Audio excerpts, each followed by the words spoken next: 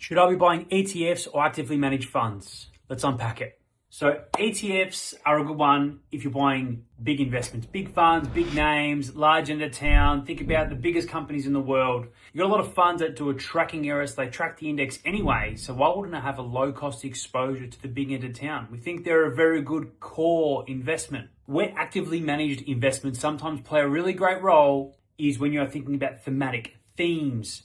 Think about smaller companies. Why would I want an ETF that has 2,000 companies within it when I can have an active manager who picks the best 50 of that 2,000 investments?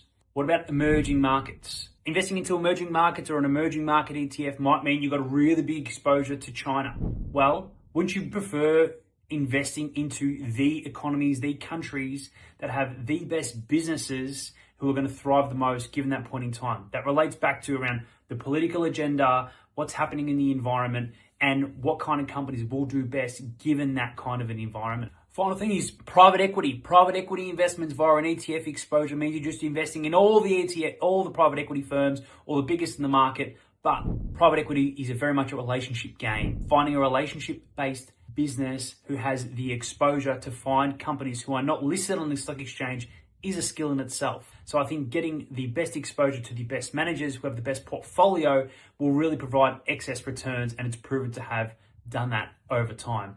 ETFs have a role in a portfolio. I feel like actively managed funds also have a role in a portfolio, especially when you've got a larger amount to invest. That means more money, more diversification.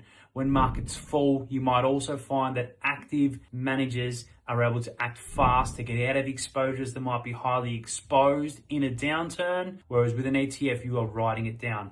We love both. We'd like to understand what you think is the best, because all I'm hearing at the moment is that ETFs should be the only way to go.